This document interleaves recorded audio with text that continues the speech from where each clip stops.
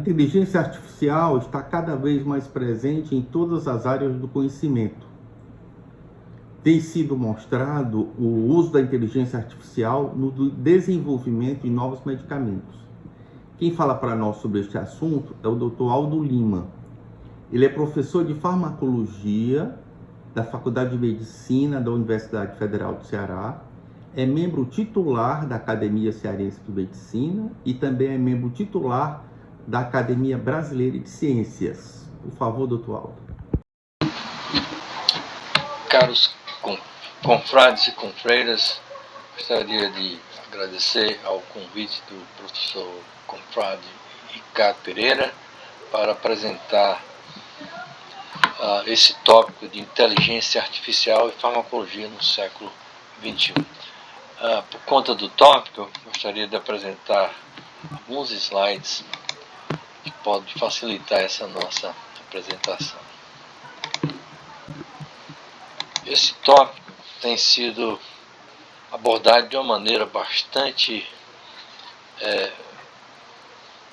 inovadora atualmente, comparado com o histórico da farmacologia que nós temos aí no passado, quando tivemos aí o início dessa quimioterapia desenvolvida por Paul Ehrlich, no começo aí do século XX, onde ele fez desenvolvimento de novas substâncias químicas que pudessem ter uma ação específica em micro-organismos. E para isso ele estudou mais de 600 compostos e o salvarsan foi identificado como o composto mais promissor para ter uma atividade antimicrobiana, potencial para ser utilizado na quimioterapia do tratamento de doenças do tipo da sífilis, o pênfigo e outras doenças de pele e doenças do sono, que no caso aqui é tripanosomias africana. Bom, o Paul Ehrlich é seguido aqui nesse desenvolvimento de fármacos no século XX, com experiências aí do Alexander Fleming, que em 1928 descobre ocasionalmente a penicilina por conta de uma contaminação numa placa de cultura, mas tem seu perfil científico extremamente importante, porque os estudos específicos dessa substância foram bem desenvolvidos e publicados. E, como sabemos, a penicilina continua sendo um fármaco extremamente utilizado e bem-vindo nessa era do século que nós estamos. Bom, o Gerhard Domark é um discípulo do Paul Ehrlich, também executou princípio semelhante ao do Paul Ehrlich, ou seja, ele parte de compostos corantes na época, bem desenvolvido na indústria germânica, e consegue identificar um novo corante chamado de prontosil, e a partir daí identifica a substância sulfonamida. O Gerhard Domark também é conhecido por ter estudado também mais de 1000 compostos derivados da niacina, e esse composto único que ele identificou, chamado isoniazida, ainda hoje é considerado um fármaco de primeira linha para o tratamento da tuberculose. Bom, esse histórico permite a gente avançar no que a gente chama de inteligência artificial aplicada ao desenvolvimento de novos fármacos. Aqui nós citamos um exemplo, a doença de Parkinson. É uma doença neurológica que afeta principalmente a mobilidade do indivíduo. Nós temos aí a perda de equilíbrio, a fala arrastada e sintomas não motores, como alterações do sistema gastrointestinal, alterações no sono, no humor e na cognição. A doença de Parkinson, que não tem um tratamento até o momento curativo, normalmente está associado com essa patobiologia da aglomeração dessas proteínas chamadas de alfa-sinucleína.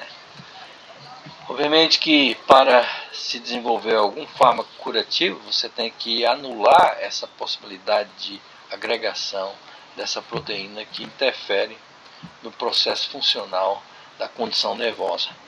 Então, a agregação de alfa-nucleína foi um alvo desse trabalho recente publicado no Nature Chemical Biology, no qual se tentou utilizar a inteligência artificial para identificar novos compostos químicos que pudessem se ligar avidamente ao sítio ativo de agregação dessa proteína e pudesse causar aí um processo de inibição. Esse processo, para a gente observar, como observamos nesse slide, foi possível, por exemplo, em pouco tempo, diferente das décadas de estudo do Paul Ehrlich e outros no passado. Ela, em pouco tempo recente, foi possível identificar foi possível fazer a seleção entre mais de 2 milhões de compostos químicos que pudesse identificar uma interação com essa proteína alfa-sinucleína que pudesse inibir essa agregação que leva ao processo da patobiologia da doença de Parkinson. Bom, esse processo inicial foi possível se selecionar 68 compostos, e observe que nessa segunda etapa que nós estamos mostrando aqui, foi possível o uso da inteligência artificial para tentar aumentar ou selecionar fármacos que pudessem se ligar avidamente ao sítio ativo de agregação dessa proteína. E nesse processo se identificou 4 substâncias que foram feitos testes pré-clínicos, que não são mostrados aqui nesse slide, e que mostraram uma inibição bastante potente da agregação dessa proteína e com alta afinidade. Então nós temos aí uma aplicabilidade extremamente útil na farmacologia através da inteligência artificial, onde a gente pode concluir dizendo que estes resultados demonstram que esta abordagem leva à redução no tempo de identificação de novos compostos numa ordem de grandeza extremamente potente comparado com metodologias anteriores. E o uso da inteligência artificial nessa abordagem de novos fármacos irá permitir o desenvolvimento mais rápido e com custo econômico mais prático e reduzido no tratamento de doenças do tipo dessa que nós exemplificamos aqui, que é a doença de Parkinson.